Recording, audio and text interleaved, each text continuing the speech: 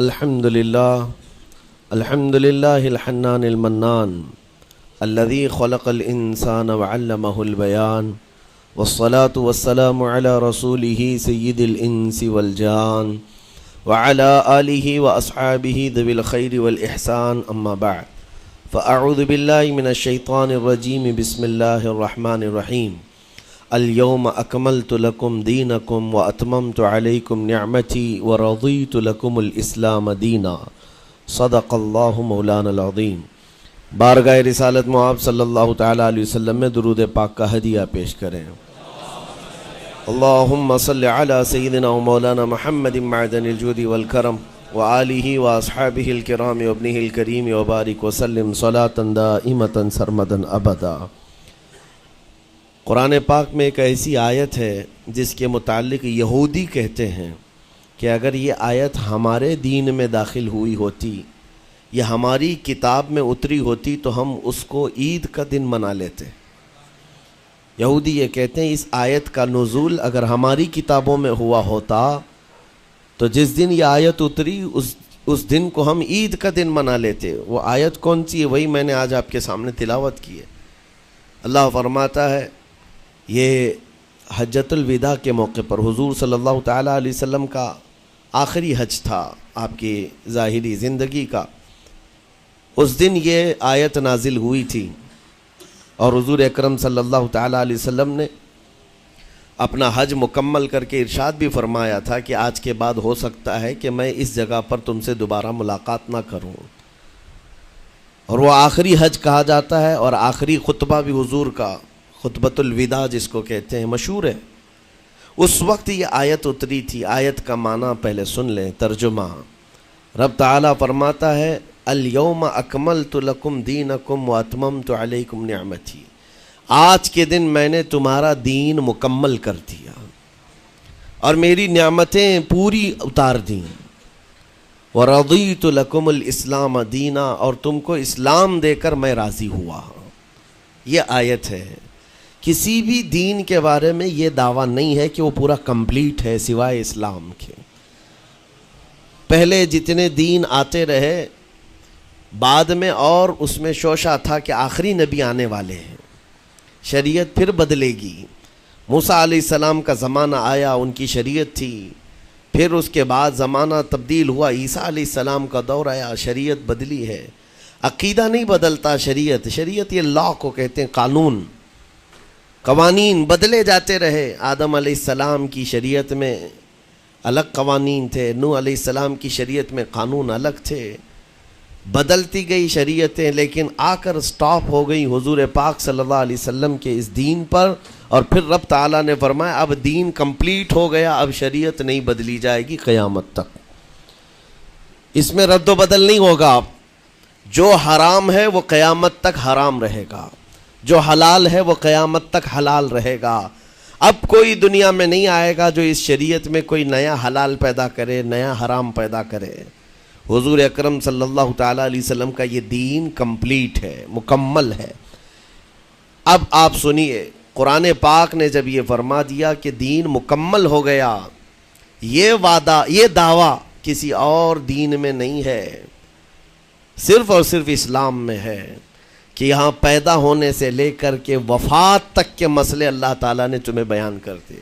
وَلَا رَطْبٍ وَلَا يَابِسٍ إِلَّا فِي كِتَابٍ مُبِينٍ، کوئی خشکی کی چیز بھی نہیں ہے، کوئی تری کی چیز بھی نہیں ہے جس کو قرآن نے بیان نہ کیا ہو۔ رب تبارک و تعالیٰ نے ساری چیزیں بیان فرما دی، تمہاری شریعت کمپلیٹ ہے۔ آج تمہیں اپنی زندگی گزارنے کے لیے لا، قانون کسی ایرے غیرے کے پاس سے لینے کی ضرورت نہیں۔ اسلام ہر قانون تمہیں دیتا ہے، چاہے بچوں کے معاملات ہوں، چاہے جوانوں کے معاملات ہوں، شوہر بیوی کے حقوق ہوں، ماں باپ کے حقوق ہوں، استاد شاگرد کے معاملات ہوں، پڑوسیوں کے حقوق ہوں، تجارت کے، لین دین کے، نکاح کے، خلا کے، عدت کے، طلاق کے، سارے مسائل پورا کا پورا تفصیل کے ساتھ اسلام تمہیں دیتا ہے۔ اس طرح کا کوئی لا پوری دنیا میں نہیں ہے جس طرح اسلام کے پاس ہے۔ ظاہر سی بات ہے جب اسلام کے پاس اتنا بڑا مکمل نظام ہوگا تب تو پھر یہ ٹارگٹ نمبر 1 پوری دنیا میں ہوگا ہی ہوگا۔ یوں ہی اسلام سے لوگ نہیں چڑھتے، یوں ہی اسلام سے نہیں نفرت کرتے۔ ظاہر سی بات ہے کہ حسینوں سے ہی حسد ہوتا ہے، کوڑھی سے کون حسد کرے گا؟ جس کو کوڑ کی بیماری ہو اس سے کوئی حسد نہیں کرتا، ایک حسین دوسرے حسین سے بھی نفرت کرتا ہے، حسد کرتا ہے، یا کم صورت والا اچھی صورت والے سے حسد فطری طور پر کرتا ہے۔ اسی لیے محاورہ کہا گیا ہے کہ حسینوں سے حسد ہوتا ہے، تو اسلام میں جو حسن ہے تو جتنے جلنے والے ہیں اتنے زیادہ حسد کرنے والے پیدا ہوتے ہی رہیں گے۔ اب آپ کے لیے یہ فخر کی بات ہے کہ دنیا جسے ٹارگٹ نمبر 1 کہتی ہے، جس سے چڑھتی ہے اور جلتی ہے، الحمدللہ رب تبارک و تعالیٰ نے وہ دین ہمیں عطا فرمایا۔ وہ اس لیے نہیں ہے کہ لوگوں کے چڑھنے کی وجہ سے میں فخر کر رہا ہوں، اس لیے کہ میرے دین کے علاوہ کوئی دین ایسا نہیں جو یہ دعویٰ کر سکے کہ ہم کمپلیٹ لا رکھتے ہیں، صرف اور صرف اسلام کے پاس ہے۔ میں یہاں کھڑے ہو کر کے یہ صرف الفاظ کی پھیکم پھاک نہیں کر رہا ہوں، چیلنج ہے یہ۔ پوری دنیا کے کسی بھی ریلیجن کے پاس وہ سارے مسائل نہیں مل پائیں گے جو دین اسلام کے پاس موجود ہیں۔ دین اسلام کے لیے اگر آپ کو میں بتا دوں کہ اس کا جو فقہ کا نظام ہے، مسئلے مسائل، جس کو اگر آپ پڑھنے کی کوشش بھی کریں زندگیاں بیت جائیں، صرف اور صرف ایک چیپٹر پر کتابیں لکھی ہوئی ہیں، صرف نکاح کے مسئلے کتابیں پوری ہیں، صرف طلاق کے مسئلے پوری کتابیں موجود ہیں۔ اتنا وستار کے ساتھ، اتنا تفصیل کے ساتھ کوئی دین نہیں پیش کرتا، صرف اور صرف اسلام ہے۔ یہ باتیں میں آپ کے سامنے کیوں رکھ رہا ہوں میرے عزیز ہو؟ تاکہ تمہیں یہ احساس ہو کہ اللہ نے کون سی نعمت تمہیں دی ہے۔ اسی آیت میں رب تعالیٰ فرماتا ہے وَأَتْمَمْتُ عَلَيْكُمْ نِعْمَتِي، میں نے اپنی پوری نعمت تمہیں دے دیا ہے، پوری نعمت تمہیں دے دیا ہے۔ احساس کرو کہ اسلام سے بڑھ کر نعمت کیا ملتی تمہیں، اسلام سے بڑھ کر کے کیا نعمت ہے، جس میں رب تبارک و تعالیٰ نے تمہیں اخلاق و کردار دیے ہیں، تعلیم کے لیے سارے۔ آپ کو ابھی اس زمانے میں پروپیگنڈے کے شکار ہو گئے کہ ہم جاہل قوم سے وابستہ ہیں، ہمارے ہاں جہالت زیادہ ہے، ہمارے ہاں بد کرداری زیادہ ہے۔ یہ عوام کو دیکھ کر کے لوگوں نے پروپیگنڈا بنایا، ورنہ تو ان کی حالت یہ تھی 18ویں صدی تک یورپ والوں کو روڈ بنانے کا طریقہ بھی نہیں معلوم تھا، اسلام نے سکھایا ہے۔ ان کو پارلیمنٹ میں بیٹھنے کا قانون نہیں معلوم تھا، اسلام نے قانون عطا کیے ہیں۔ ان کو عدالت چلانے کے معاملے معلوم نہیں تھے، اسلام نے پوری کتابیں پیش کی ہیں۔ اٹلی اور ڈنمارک جو آج یورپ کی کنٹریز میں شامل ہوتے ہیں، یہاں کے بادشاہوں کے بچے اسلامی علماء کے پاس اندلس میں پڑھنے کے لیے جاتے تھے، عیسائیوں کے، دوسروں کے، انگریزوں کے بچے، اور جب پڑھ کر کے آتے تھے اٹلی اور ڈنمارک میں واپس تو پورے لوگ ان کو دیکھنے کے لیے بھیڑ لگاتے کہ یہ علماء اسلام سے پڑھ کر کے آ رہے ہیں۔ دنیا کو قلم پکڑنا سکھایا ہے اسلام نے۔ آپ کو ابھی میں اس موضوع پر نہیں بات کر رہا ہوں جو اسلام نے پوری دنیا کو دیا ہے۔ آج یہ جو گھڑی دیکھتے ہیں نا ہر جگہ پوری دنیا کا ٹائم، سب سے پہلے مسلم علماء نے اس کو ایجاد کیا ہے۔ دنیا کو ٹائم دیکھنے کا طریقہ اسلام نے سکھایا ہے۔ آپ کو ایک دو نہیں، آج پوری دنیا میں میڈیکل سرجری جو بھی ہوتی ہے، آپ کو پتہ ہے چیر پھاڑ کرنا ہر جگہ ضروری ہو گیا ہے، آپریشن تھیٹر، ساری دنیا جو سرجری کرتی ہے اس کے بیسک قانون بو علی سینا اسلامی عالم کے لکھے ہوئے ہیں۔ آج بھی امریکہ کی یونیورسٹی میں یہ کتاب داخل ہے، کیلیفورنیا میں۔ اس اسلامی علماء نے جو پوری دنیا کو دیا ہے وہ ایک الگ ٹاپک ہے۔ وہ اس کی ترقی اور عروج کا وقت تھا۔ اسپین میں کیمسٹری میں سب سے پہلے ایجاد کرنے والے علماء موجود ہیں، جابر بن حیان ہیں، جو الجبرا پوری دنیا کو دیا ہے۔ آج ہر یونیورسٹی، ہر کالج میں الجبرا کا سبجیکٹ ہوتا ہے۔ کس نے لکھا ہے؟ دنیا کو چلنے کا سلیقہ اسلام نے سکھایا ہے، بولنے کا طریقہ اسلام نے سکھایا ہے۔ سیاست کے معاملات آپ کو پتہ ہے، پہلے کے دور کی سیاست یہ تھی جو بادشاہ بن گیا اس کا راج ہے، اس کا قانون ہے، اور رات کو خواب میں کوئی چیز دیکھے تو صبح قانون بنا دے گا۔ بادشاہوں کا مزاج ہے، خواب میں کوئی چیز نظر آ گئی صبح وہ قانون بن گئی۔ تو یہ تو سلسلہ چلتا تھا پوری دنیا میں، اور آج بھی دنیا اس بات کی قرضدار ہے کہ حقیقت میں سیاست کسی نے سکھائی ہے تو وہ عمر ابن خطاب کی سیاست ہے۔ صدیق اکبر کی سیاست ہے۔ خلفائے راشدین نے جو حکومت و سیادت کر کے دنیا کو دکھایا ہے اس کی مثال کوئی پیش نہیں کر سکتا۔ اسی لیے ہمارے اس دیش کے جانتے ہیں جن کو موہن داس کرم چند گاندھی کہا جاتا ہے، گاندھی جی کو آج سارے لوگ یاد کرتے ہیں۔ گاندھی نے یہ کہا ہے اپنے دور کے حکومت چلانے والوں کو مثال اگر کوئی دے سکتا ہوں تو ابو بکر اور عمر کی دے سکتا ہوں، کیونکہ یہ کالپنائیں نہیں ہیں، یہ خیالی نہیں ہیں، یہ فیلڈ میں اترے ہوئے لوگ ہیں۔ وہ صدیق اکبر اسلام نے دیا ہے جس نے پوری دنیا کو فاقہ کشی میں خود رہ کر کے لوگوں کی بھوک مٹانے کا سلیقہ عطا کیا ہے۔ اس عمر ابن خطاب کو اسلام نے دنیا میں پیش کیا ہے جس عمر فاروق کا حال یہ ہے پورا مدینہ رات کو سوتا ہے اور یہ خلیفہ وقت گلیوں میں گشت کر رہا ہوتا ہے کہ کوئی بھوکا نہ سو رہا ہو۔ آپ کو پتہ ہے وہ عمر ابن خطاب رات کے وقت گزرتے ہوئے ایک گھر کے قریب سے جا رہے ہیں تو دیکھا ایک مرد باہر بیٹھا ہوا ہے، اندر سے رونے کی آواز آ رہی ہے۔ اس کے مرد سے پوچھا آپ نے، وہ نہیں پہچانتا تھا، آپ کبھی حجاب ڈالتے کبھی پردہ ڈالتے اور رات کو گلیوں میں مدینے کے گشت کر رہے ہوتے۔ اس مرد سے پوچھا کیا معاملہ ہے؟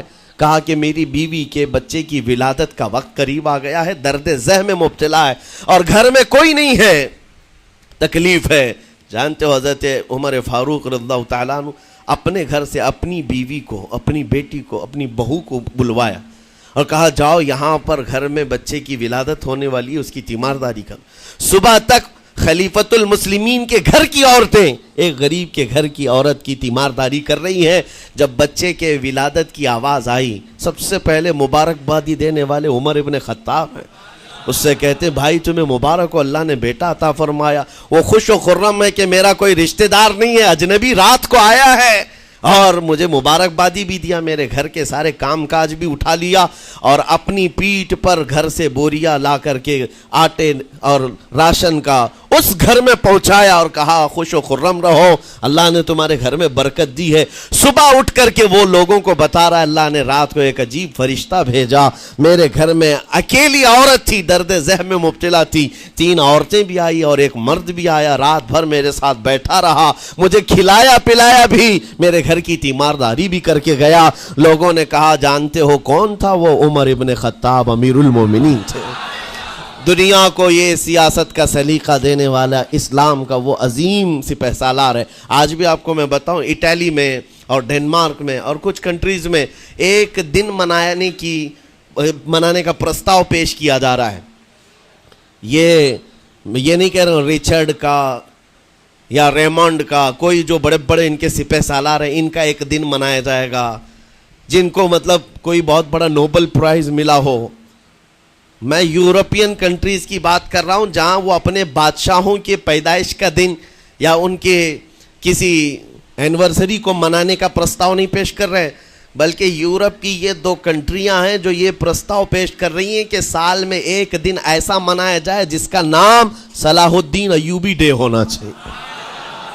یہ ہم نہیں کہہ رہے ہیں، دنیا آج بھی اس بات کو تسلیم کرتی ہے، صلاح الدین جیسا جرنیل دیکھا نہیں ہے۔ عزیزان گرامی وقار، یہ چند مثالیں میں آپ کے سامنے رکھا اور اس کے بعد پھر میں تمہیں جھنجھوڑ کر پوچھتا ہوں، اپنے دل پر ہاتھ رکھ کر کے بتاؤ اسلام سے اچھا کوئی راستہ ہے؟ قرآن یہی کہتا ہے وَمَن يَبْتَغِ غَيْرَ الْإِسْلَامِ دِينًا فَلَن يُقْبَلَ مِنْهُ، جو اسلام کے علاوہ دوسرا راستہ لے کر کے آئے گا قیامت کے دن اس کا کوئی قبول نہیں کیا جائے گا، نہیں قبول کیا جائے گا، بلکہ وہ سب سے بڑے گھاٹے میں ہوگا، آخرت کے دن خسارہ اٹھانے والوں میں ہوگا۔ آج تمہارے پاس وہ عقل سلیم اللہ تعالیٰ نے دیا جس کو تھوڑی بہت شدھ بدھ ہونا، عقل کا استعمال کرتا ہو، وہ بھی اسلام کے متعلق سوچے گا کہ میرے دین میں اتنی اچھائیاں ہیں، آج تک رب تعالیٰ نے مجھے یہ پیشانی کسی کے سامنے جھکنے نہیں دیا۔ کہیں جھکاتے ہو؟ ارے کھانا کھاتے ہیں، کھانا تو روزانہ ضروری ہے، اور رزق کے معاملے میں تو لوگ ایسے ہیں، دنیا کہتی ہے پیٹ پوجا، ہم پیٹ پوجا نہیں کہتے۔ کھانے کے لیے بعض لوگ کہتے ہیں نا پہلے پیٹ پوجا ہو جائے، پوجا کا لفظ ہی ہم استعمال نہیں کرتے۔ کھانا برتن میں رکھا ہوا ہے، آپ کے گھر میں کھانا لا کر کے دیا جاتا ہے تو کیا آپ سر جھکا کر چاٹ کے کھاتے ہیں یا لقمے اٹھا کر ہاتھ سے کھاتے ہیں؟ ہاتھ سے کھاتے ہیں۔ باقی جانوروں کو دیکھو، بکری کھاتی ہے منہ جھکا کر کھاتی ہے، بیل بھینس وغیرہ سب سر جھکا کر کے کھاتے ہیں، رزق کو چاٹ کے کھاتے ہیں، ان کا سر جھک جاتا ہے، لیکن تمہارے سر کو رب نے اتنا محترم رکھا کہ روز جو تمہیں رزق کی ضرورت ہے اس کے سامنے بھی مت جھکاؤ. سر جھکانا ہے تو رزق کے سامنے نہیں، رزاق کے سامنے جھکایا جائے. تمہاری پیشانی کو محترم رکھا گیا ہے کہ تم جھکو گے تو کس کے سامنے؟ صرف رزاق جو ہمارا پالنہار حقیقی ہے. اور حد تو یہ ہے میرے عزیزو، یہ دنیا کی واحد قوم ہے، یہ واحد مذہب ایسا ہے، یہودی ہوں، عیسائی ہوں، ہندو ہوں، کوئی بھی ریلیجن آپ لے کر کے آئیں، جس کو وہ بہت زیادہ مانتے ہیں یا جس کو گاڈ کہتے ہیں یا جس کو بھگوان کہتے ہیں، ان کی صورت بھی ہوگی، مورت بھی ہوگی، اور سامنے دیکھتے ہیں اور جھکتے ہیں، عبادت کرتے ہیں.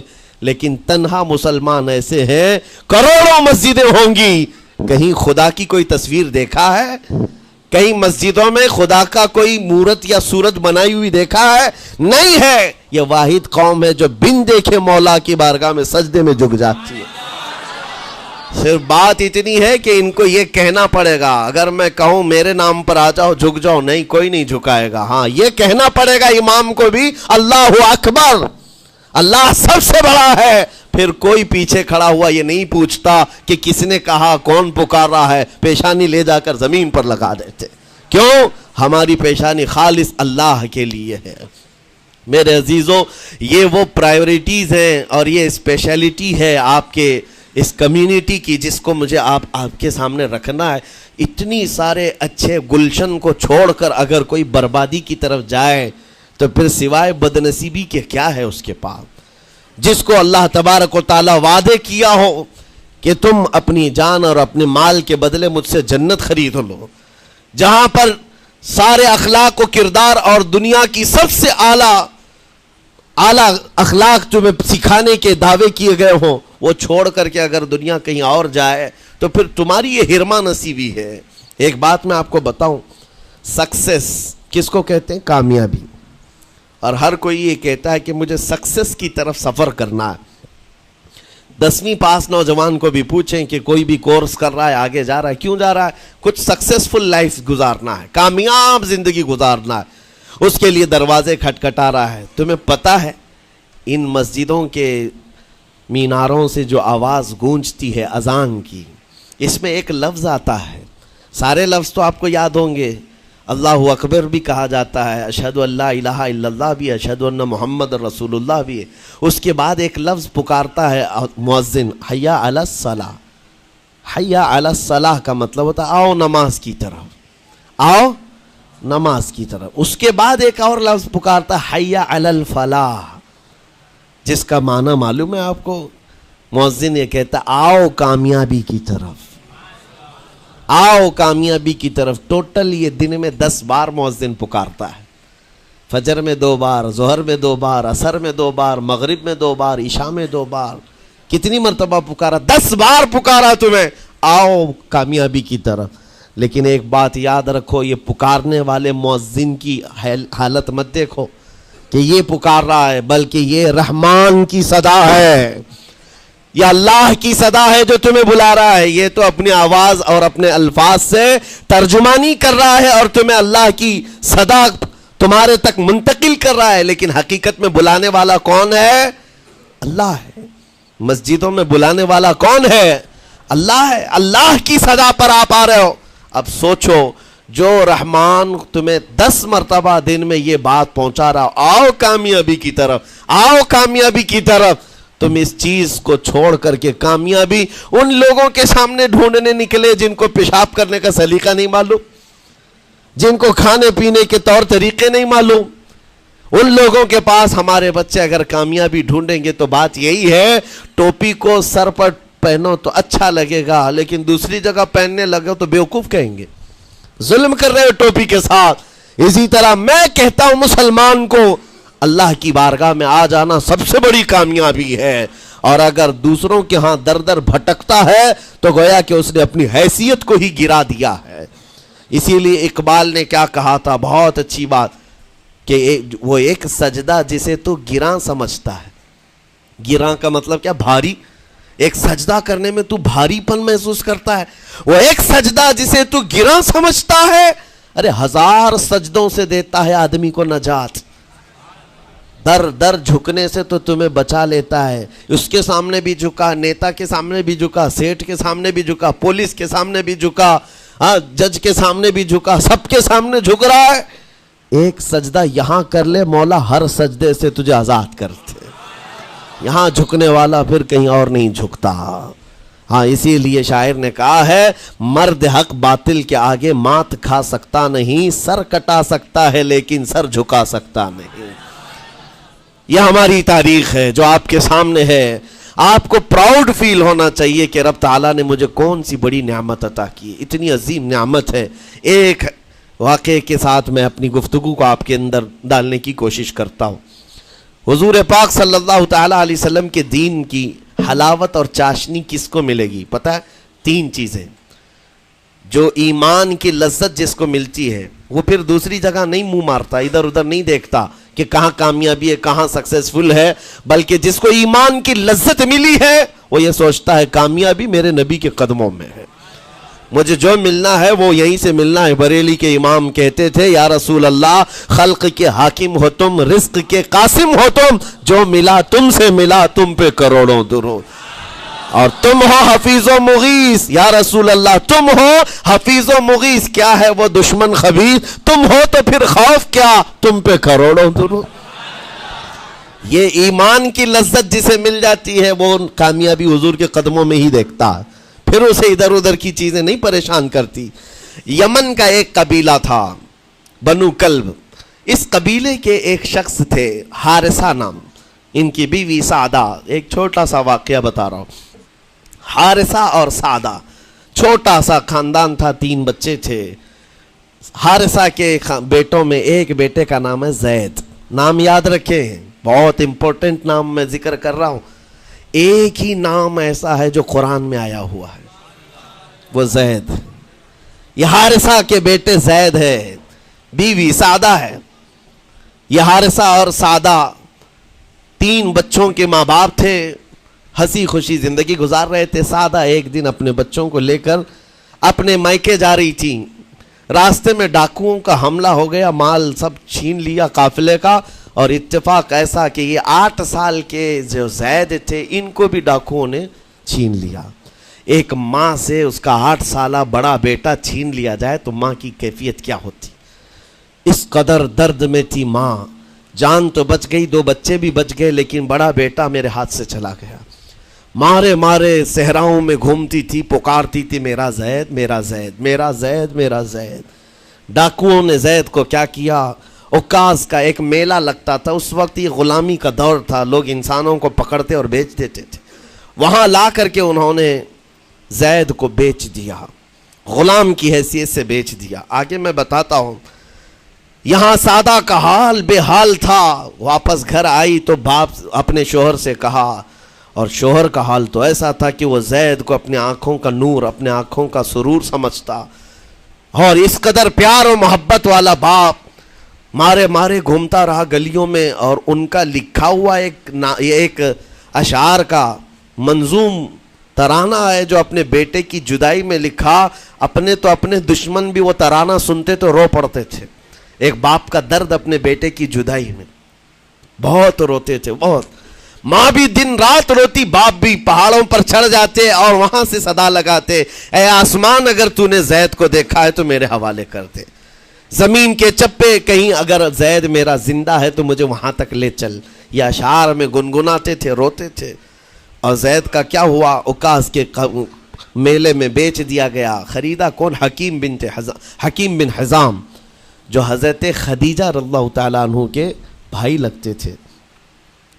یہ لے کر کے آئے اور حضرت خدیجہ رضی اللہ تعالیٰ عنہ اس وقت مکہ میں اور حضور پاک صلی اللہ علیہ وسلم کے نکاح میں، تو حضرت خدیجہ کے پاس یہ زید آ گیا، بھائی نے گفٹ کے طور پر دے دیا۔ حضرت خدیجہ کے گھر میں یہ زید جب آئے، اس وقت ان کی عمر یعنی 10-12 سال کے آس پاس رہی ہوگی، اور یہ ایسا لڑکا جو چھوٹی سی عمر کا، ادب اتنا تھا، ادب اتنا تھا کہ ہر ایک کا ادب کرتا، بڑے اچھے خاندان سے تعلق رکھنے والا۔ ہوا کیا، ایک دن آفتاب رسالت، ماہتاب رسالت رسول پاک صلی اللہ علیہ وسلم کی نظر پڑی، دیکھا اخلاق و کردار میں کامل بچہ ہے، اور ایک ہی نظر میں بھاگ گیا۔ پوچھا حضرت خدیجہ سے، کہا کہ یہ غلام عکاظ کے میلے میں بیچا گیا ہے۔ حضور نے فرمایا یہ میرے حوالے کر دو، میرے حوالے کر دو۔ حضور نے جس کو پسند کر لیا ہو، حضور نے جس پر نگاہ رکھی ہو، اب وہ زید خوشی خوشی حضور کے پاس آئے۔ نبی پاک صلی اللہ تعالیٰ علیہ وسلم ان کے اخلاق سے بڑے خوش تھے، اور اس کے بعد محبت بھی ایسی دی، ایسی شفقت دی کہ زید کو نہ باپ کی خبر تھی نہ ماں کی خبر تھی، جو کچھ تھا وہ رسول اللہ کے پاس تھا۔ حضور پاک صلی اللہ تعالیٰ علیہ وسلم کی تربیت میں دن گزرتے گئے، بڑے ہو گئے، یہاں تک کہ 16 سال کی عمر تھی۔ ایک دن حج کے موسم میں یمن کا بنو کلب خاندان آیا ہوا تھا، اور وہاں حج کے دوران وہ لوگ زید کے باپ حارثہ کے لکھے ہوئے اشعار پڑھ رہے تھے اور لوگوں کو رلا رہے تھے۔ ایک ہمارے قبیلے میں باپ ہے جو بچھڑے ہوئے بچے کی یاد میں روز روتا ہے، اس کے اشعار تو سنو۔ لوگ سن کر کے رو رہے تھے، یمن کا کوئی ایسا باپ ہے جو یوسف گمگشتہ کی خبر میں رویا کرتا ہے۔ یہ لوگوں کی بھیڑ لگی تھی، اسی کے سامنے سے زید کا گزر بھی ہو رہا تھا۔ بنو کلب کے لوگوں نے زید کو دیکھا، پہچان لیا، یہی تو وہ بچہ ہے جس کی یاد میں اس کا باپ روتا ہے، اور اس کو بلایا اور کہا تیرا نام؟ کہا زید۔ باپ کا نام حارثہ؟ کہا یہی تو ہے جس کے غم میں پورے اشعار پڑھے جا رہے یمن میں۔ زید سے کہا تجھے پتہ ہے تیرے باپ کا رو رو کر کے کیا حال ہو گیا؟ تیری ماں صحراؤں میں آواز دیتی ہے، پہاڑوں پر چڑھ جاتی ہے۔ ایک بچے کے لیے اس کے ماں باپ کی جدائی بتا دینا کتنی بڑی بات تھی۔ میرے عزیزو، سالوں کی یہ گم گشتہ خبر پھر سے واپس مل گئی ہے۔ زید نے کیا کہا کہ اب میرے ماں باپ سے جا کر کہہ دیں کہ رونا دھونا بند کریں، اونٹوں کی طرح ادھر ادھر بھٹکنا بند کریں، انہیں میرا سلام پہنچائیں اور کہیں انہوں نے جہاں مجھے دیکھنا تھا اس سے بہتر جگہ میں ہوں، اس سے بہتر جگہ میں ہوں۔ یہ بنو کلب خاندان گیا یمن، جا کر کے باپ سے کہا، حارثہ سے اور سعدہ سے، خبر تمہارے لیے اچھی لائے، تمہارا گم ہوا بیٹا جو پچھلے 10-12 سالوں سے تمہیں نہیں مل رہا تھا، وہ حرم کعبہ کے پاس ہمیں نظر آیا ہے، غلام بنا کر لوگوں نے بیچا ہے اسے، لیکن وہ ایک ایسے حسین و جمیل کی غلامی میں ہے، ایک ایسے حسن والے کی غلامی میں ہے کہ زید وہاں سے ہٹنا نہیں چاہتا۔ باپ نے کہا میرے کلیجے سے پوچھو مجھ پر گزرتی کیا ہے، اس کی ماں سے پوچھو، ایک نظر دیکھ لے گا وہ واپس ہماری جھولی میں آ جائے گا۔ دوڑتے دوڑتے یمن سے گھنٹوں، یعنی جو مہینوں کا سفر تھا، دنوں میں طے کر کے پہنچے مکہ آئے۔ جیسی آئے تو رسول پاک صلی اللہ علیہ وسلم کو ڈھونڈا، حضور پاک مل گئے تو دھاڑے مار مار کر باپ رونے لگا اور کہا کہ اے محمد صلی اللہ علیہ وسلم، ہم نے آپ کے متعلق سنا ہے یتیموں کے والی ہیں، آپ کا دل بہت بڑا ہے، مجھ باپ کے اوپر رحم کیجئے، برسوں سے اپنے بچے کے لیے ترس رہا ہے، میں اور میری بیوی تڑپتے ہیں، صحراؤں میں آواز دیتے ہیں۔ حضور نے پوچھا ہوا کیا ہے تمہارے ساتھ؟ کہا ہمارا بیٹا گم ہو گیا تھا، برسوں ہو گئے تھے، لیکن سنا ہے وہ یہاں رہتا ہے۔ حضور نے پوچھا کیا نام ہے اس کا؟ کہا زید اس کا نام ہے، میرا نام حارثہ ہے۔ حضور پاک صلی اللہ علیہ وسلم کے محبوب زید کے بارے میں پوچھ لیا۔ حضور جس سے خود محبت کرتے ہو، حضور جس سے محبت کرتے ہو، باپ نے پوچھ لیا۔ حضور نے فرمایا کہ ٹھیک ہے، میں ایک باپ کے کلیجے سے اس کے بیٹے کو الگ نہیں کر سکتا، ماں سے اس کے بیٹے کو جدا نہیں کر سکتا، لیکن بات اتنی ہے کہ زید کو بلایا جائے، فیصلہ اس کے ہاتھ میں ہے، فیصلہ اس کے ہاتھ میں ہے۔ میں زید کو بلاتا ہوں۔ غلام تھے اس وقت، حضرت زید کو بلایا گیا، اور اس وقت بھری جوانی والا زید ہے۔ جیسی ہی آئے پہلی نظر باپ کو دیکھا، ماں کو دیکھا، ماں باپ تو چیخ پڑے ہمارا زید مل گیا، ہمارا زید مل گیا۔ لیکن کمال کی بات میں دیکھتا ہوں ایسی دیوانگی پوری دنیا میں نہیں ہے۔ زید نے دیکھا اپنے ماں اور باپ کو، لیکن اسی وقت اپنی آنکھیں جھکا لی اور حضور کی طرف کر لیا، کہا نہ، ادھر پہلے حضور پاک صلی اللہ علیہ وسلم کی طرف۔ حضور نے دیکھا کہ زید ماں باپ کی طرف دیکھ نہیں رہے ہو، جو رو رو کر کے برا حال کر چکے ہو۔ حضور نے زید سے کہا پہچانتے ہو؟ کہا ہاں حضور یہ میرے باپ ہیں، اور یہ میری ماں ہے، یہ میرے چچا ہیں۔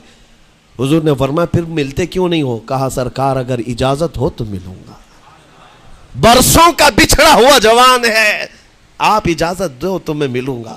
نبی پاک صلی اللہ علیہ وسلم نے فرمایا جاؤ تمہیں اجازت ہے۔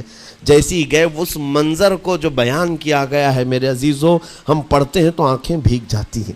ماں لپٹ کر کے اپنے بچے کو ہر جگہ چوم رہی ہو، باپ سینے سے لگا کر کے دھاڑے مار کر رو رہا ہو، پہلے تو غش کھا کر گر گیا تھا، پھر افاقہ ہوا، یہ دردناک منظر تھا۔ اس کے بعد زید بن حارثہ کو کیوں نہ تکلیف ہو، غم کیوں نہ ہو، ماں باپ بچھڑے ہوئے اتنے سالوں کے بعد دیکھنے کو ملے، دل پر کیا بیت رہی ہوگی۔ میری ماں وہی جو مجھے خشکیوں میں پالا کرتی، تریوں میں پالا کرتی، میرا باپ وہی جو خون پسینے کی کمائی سے مجھے کھلایا تھا، آج آ گیا ہے۔ حضور پاک صلی اللہ علیہ وسلم نے کہا زید یہ جو جذباتی منظر ہے اس کو ختم کر کے اب اعلان کر دو کہ تمہاری ماں آئی ہے تمہیں یمن سے لینے کے لیے، تمہارا باپ آیا ہے، تمہارا چچا آیا ہے تمہیں یمن سے لینے کے لیے، میں نے فیصلہ تمہارے حوالے کر دیا ہے، میں اپنے غلامی سے تم کو آزاد کر دیتا ہوں، تم بغیر کوئی فدیہ لیے ہوئے، بغیر کوئی پیسہ لیے ہوئے، اس وقت اپنے غلام کو کوئی چھوڑتا نہیں تھا، لیکن تمہاری ماں کا درد دیکھا نہیں جا رہا، میں آزاد کر دوں گا بغیر کسی فدیہ کے، تو اپنی ماں اور اپنے باپ کے پاس جا سکتا ہے۔ اتنا حضور کا فرمان، آزاد کر دینا مکہ میں آسان نہیں تھا۔ بیٹے کو آزاد کیا حضور پاک صلی اللہ علیہ وسلم نے، تب جانتے ہو وہ کمال کا بیٹا ہے زید بن حارثہ۔ اسی وقت اپنی ماں کو دیکھتے ہیں، باپ کو دیکھتے ہیں، چچا کو دیکھتے ہیں، اور اس کے بعد مکہ والے یہ منظر دیکھنے کے لیے جمع تھے، مخاطب ہو کر کے کہتے ہیں اے سارے مکہ والوں گواہ ہو جاؤ، میں اپنی زندگی حضور محمد مصطفیٰ کے لیے وقف کر دیا ہے، میں نے محمد عربی صلی اللہ علیہ وسلم کے لیے زندگی وقف کر دی ہے، نہ مجھے یمن جانا ہے نہ مجھے بنو کلب جانا ہے۔ ماں اور باپ دیکھتے رہ گئے۔ باپ نے پوچھا زید آزاد کیا گیا ہے اور آزادی کی زندگی کو چھوڑ کر تو غلامی کی زندگی کو قبول کر رہا ہے؟ زید بن حارثہ نے اس وقت تاریخی جملہ کہا تھا، کہا بابا آپ نے جتنی شفقت کی ہوگی یا 1000 ماں باپ مل کر اپنے بیٹوں پر جتنی شفقت نہیں کیے ہوں گے اس سے زیادہ شفقت محمد الرسول اللہ نے کیا ہے۔ میں 1000 آزادیوں پر اس ایک غلامی کو، میں 1000 آزادیوں کو قربان کرتا ہوں اس ایک غلامی پر، میرے لیے زندگی بھر یہ غلامی کافی ہے۔ اتنا کہا تھا میرے آقا صلی اللہ علیہ وسلم نے اپنے باہوں کو پھیلا دیا، سینے سے لگایا اور زید بن حارثہ کو لے کر خانہ کعبہ کے پاس آئے۔ میرے عزیزو ان کا حال بھی ایسا ہے کہ اگر کوئی ٹوٹ کر چاہتا ہے تو یہ نہیں ہے کہ تو چاہ رہا ہے، بلکہ ان کا حال یہ ہے اتنا دیا سرکار نے مجھ کو جتنی میری اوقات نہیں، یہ تو ان کا کرم ہے ورنہ مجھ میں تو ایسی بات نہیں۔ آتا ہے فقیروں پہ انہیں پیار کچھ ایسا، خود بھیک دے اور خود کہے منگتے کا بھلا ہو۔ حضور اکرم صلی اللہ علیہ وسلم زید بن حارثہ کو پکڑتے ہیں، خانہ کعبہ کے پاس لے آتے ہیں، ہجوم جمع تھا، مکہ والے سب کھڑے تھے، تب نبی پاک صلی اللہ علیہ وسلم اعلان کر کے کہتے ہیں اے مکہ والوں سن لو، آج سے زید کو میں نے آزاد کیا ہے، اور صرف آزاد نہیں، آج سے یہ میرا وارث ہے اور میں اس کا وارث ہوں، یہ میرا بیٹا ہے۔ حضور نے تنہا ایک ہی صحابی کے لیے کہا یہ میرا بیٹا ہے، اور اس کے بعد زید بن حارثہ کو لوگ جو مکہ میں پکارتے تھے زید بن محمد کہتے تھے، محمد کا بیٹا زید، رسول پاک صلی اللہ علیہ وسلم کے بیٹا ہونے کا شرف پایا ہے۔ میرے عزیزو یہ جنہوں نے حضور صلی اللہ تعالی علیہ وسلم کے دربار کا ایک بار مزہ چکھ لیا تو وہ پھر یوں ہی کہتا ہے پھر کے گلی گلی تباہ، ٹھوکریں سب کی کھائی کیوں، دل کو جو عقل دے خدا تیری گلی سے جائے کیوں۔ حضور پاک کی گلی میں جو ایک بار مزہ لے لے وہ پھر دنیا کی ٹھوکریں نہیں کھاتا۔ اسی لیے آج تم سب کے لیے میرے عزیزو ایک ہی فرمان میرے آقا صلی اللہ تعالی علیہ وسلم کا سنا کر رخصت ہوتا ہوں۔ ایمان کی حلاوت اس کو ملتی ہے جو اپنی زندگی میں سب سے زیادہ اللہ اور اس کے رسول سے محبت کرتا ہے، اللہ اس کے رسول سے محبت کرتا ہے، اور دوسری چیز یہ بھی ہے کفر میں جانے کو ایسا ناپسند کرتا ہو جیسے آگ میں ہاتھ ڈالنے کو ناپسند کرتا ہے۔ کفار و مشرکین کے میلے آج لگ رہے ہوں گے لیکن تمہارا امتحان ہوگا، 31 نائٹ آنے والی ہے، یہ آزمائش کی رات ہے، لوگوں کو دیکھا جائے گا کہ تم کون سی عیاشیوں میں جاؤ گے؟ تم اس رات کو کیا دنیا داروں کو دیکھ کر ان کے پیچھے بھاگ جاؤ گے؟ ایک بات یاد رکھو، شیروں کو جس کام کے لیے پیدا کیا گیا اسی کام پہ رہنا چاہیے، اور شیر اگر اپنا کام بھول جاتا ہے تو کتے اس کے اوپر لگ جاتے ہیں۔ تمہارا کام کتوں کی طرح بھونکنا نہیں ہے، تمہارا کام شیروں کی طرح دہاڑنا ہے۔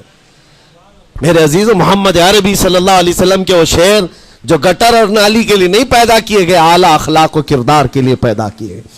تم امت محمدیہ خیر امت ہو، شراب پینے کے لیے نہیں، جوا کھیلنے کے لیے نہیں، تاش کے پتوں پر مال اڑانے کے لیے نہیں، غلط نگاہوں کو پھیلانے کے لیے نہیں، آوارہ گردی کے لیے نہیں پیدا کیے گئے۔ تمہاری نسبت رسول اللہ سے ہے، اتنی بات یاد رکھو۔ اللہ نے مجھے خیر امت کہا ہے۔ میری آنکھیں اٹھ رہی ہیں تو فرشتے بھی دیکھ رہے ہیں، رب تعالیٰ دیکھ رہا ہے۔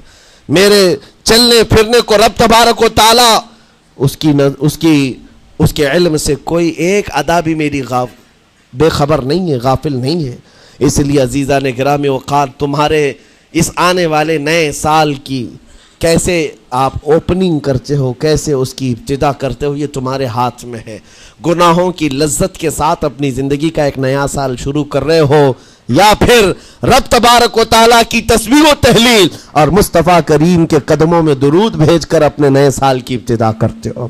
میں تو یہ اعلان کرتا ہوں، اگر میرا یہ میسج سب تک پہنچ جائے کہ ہم نے بہت ساری عیدیں منائی ہیں، بہت ساری محفلیں منائی ہیں، ہم عید میلاد النبی کے نام پر جلسے جلوس سب کرتے ہیں، ہم 11ویں کے نام پر غوث پاک کے جلسے سجاتے ہیں، اعلیٰ حضرت کے نام پر، غریب نواز کے نام پر جلسے کرتے ہیں، لیکن دنیا ایک عید مناتی ہے ہیپی نیو ایئر کی، 31 نائٹ کی۔ میرے عزیزوں، ہم نوجوانوں سے کہتے ہیں اس عید کو دنیا کی عید ہے، اس کو بدل کر کے ہم ناموس رسالت کے لیے وقف کیوں نہ کرتے ہیں؟ ہم بھی اپنی مسجدوں میں رات کو آ جائیں، ساری مسجدیں یہ سال کے اختتام کے وقت کھل جائیں عشاء کے بعد، اور ہر مسجد اس بات کا خیال کرے کہ ہمارا وہ نوجوان آج کہیں عیاشی پر نہ جائے، اپنے سال کی اختتام اور ابتدا ہو رہی ہو۔ یہ ہم کو پتہ نہیں، ابھی تو ہم بیٹھے ہیں، اگلے سال تک ہم رہیں گے کہ نہیں رہیں معلوم نہیں۔ یہ تو دسمبر کا لاسٹ چل رہا ہے، لیکن یہ ہمیں پتہ نہیں 1 جنوری دیکھ سکتے ہیں کہ نہیں دیکھ سکتے، ہم میں سے کسی کو علم نہیں ہے۔ لیکن اس کے باوجود اگر اللہ تعالیٰ نے دے دیا آپ کو اس سال کا آخری، توبہ کرنا چاہیے۔ اے رب ذوالجلال، یہ پورا سال میرا جو بدکاریاں ہوئی ہیں، مجھ سے جو خرابیاں ہوئی ہیں، مجھ سے جو گناہ ہوئے ہیں، معاف کر دے۔ تو ایک نیا سال میری زندگی میں کھول رہا ہے، مولا پچھلے سال جو مجھ سے گناہ ہوئے، اس سال وہ گناہ نہ ہو۔ میں تیرے دربار میں پناہ مانگتا ہوں، تیرے دربار کی پناہ مانگتا ہوں ان تمام شیاطین کے شر و فساد سے جنہوں نے مجھے بدکار بنانے کی کوششیں کی ہیں۔ اگر اس رات تمہاری دعا قبول ہو گئی تو انشاءاللہ 2024 ہمارا ہے۔ لوگ آج بہت ساری بھوشمانیاں کر رہے ہیں، 2024 ان کا ہے، ان کا ہے۔ میں کہتا ہوں غلامان مصطفیٰ کا ہے۔ ہاں، سال کی ابتدا اگر حضور پاک کے نام سے کرو، درودوں کی خیرات اور درودوں کی ڈالیاں نچھاور کرو نبی کریم صلی اللہ تعالیٰ علیہ وسلم کی بارگاہ میں، اور اللہ سے مدد مانگو کہ مولا اس سال کی ابتدا ہم تیرے نام سے شروع کر رہے ہیں۔ انشاءاللہ یقین ہے میرے عزیزوں، جو دروازے بند ہیں وہ کھلیں گے ضرور، اور جو آفتیں آئی ہیں وہ ٹلیں گی ضرور۔ بس بات صرف اتنی ہے، قرآن بھی کہتا ہے، جس کی ترجمانی اقبال کرتا ہے کہ محمد سے وفا تو نے، تو ہم تیرے ہیں، یہ جہاں چیز ہے کیا، اے لوح و قلم تیرے ہیں۔ اللہ کریم کہنے سننے سے زیادہ عمل کی توفیق عطا فرمائے۔ نوجوانوں سے گزارش ہے، آج آپ یہاں پر تو پتہ نہیں ہے کمیٹی والے اس بات کی اجازت دیتے ہیں کہ نہیں دیتے، لیکن 31 نائٹ جو آئے گی، میری گزارش ہے کہ آپ مسجد کو کھلی رکھیں، اس رات یہاں ذکر کی محفل سجائی جائے، کریں گے انشاءاللہ۔ جو جہاں ہے وہ اپنی مسجدوں میں اس بات کا عہد کرے کہ آج ہم ذکر کریں گے، توبہ اور استغفار کریں، اور حضور پر درود پاک کی محفل سجائیں گے۔ اللہ تبارک و تعالیٰ آپ کے اس عزم کو قبول فرمائے۔ مولا کریم ہمیں رسول پاک صلی اللہ علیہ وسلم کے قدموں میں کامیابی ڈھونڈنے کی توفیق دے۔ مولا کریم بس اتنی دعا ہے کہ ہماری زندگی جب تک رہے تیرے نبی کے وفاداروں میں شمار فرما، اور بارگاہ مصطفیٰ میں یہ عریضہ ہے، یا رسول اللہ تیرے ٹکڑوں پہ پلے غیر کی ٹھوکر پہ نہ ڈال، جھڑکیاں کھائیں کہاں چھوڑ کے صدقہ تیرا، تو جو چاہے تو میل میرے دل کے دھلے، کہ خدا دل نہیں کرتا کبھی میلا تیرا، گندے نکمے کمی مہنگے ہیں کوڑی کے تین، کون ہمیں پالتا تم پہ کروڑوں درود، بے ہنر و بے تمیز کس کو ہوئے ہیں عزیز، ایک تمہارے سوا تم پہ کروڑوں درود، تم ہو عفو و غفور، تم ہو عفو و غفور، بخش دو جرم و خطا تم پہ کروڑوں درود، کر کے تمہارے گناہ مانگے تمہاری پناہ، تم کہو دامن میں آ تم پہ کروڑوں درود، یا رسول اللہ دل بے چین ہے بے قرار ہے، گناہ جب زیادہ ہوتے ہیں تو دلوں میں گھبراہٹ زیادہ ہوتی ہے، اور ان دلوں کی گھبراہٹ کا علاج ڈاکٹروں کی گولیوں اور انجیکشن سے نہیں ہے، ان دلوں کا قرار صرف اتنا ہے، یا رسول اللہ دل کرو ٹھنڈا میرا، وہ کفے پا چاند سا سینے پہ رکھ دو ذرا تم پہ کروڑوں درود، وآخر دعوانا الحمدللہ رب العالمین، السلام۔